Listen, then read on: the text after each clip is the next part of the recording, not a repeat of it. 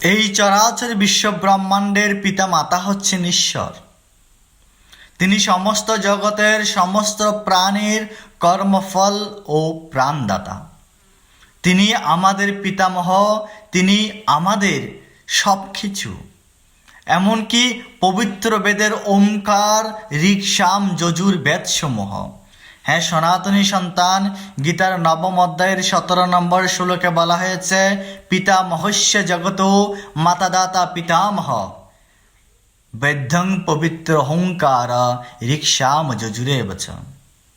হ্যাঁ সনাতনী সন্তান, আমি সমস্ত জগতের পিতামাতা, আমি সমস্ত প্রাণীর প্রাণ ও কর্মফল দাতা, আমি সকলের পিতামহ, আমি ঋক, সাম, যজুর বেদসমূহ।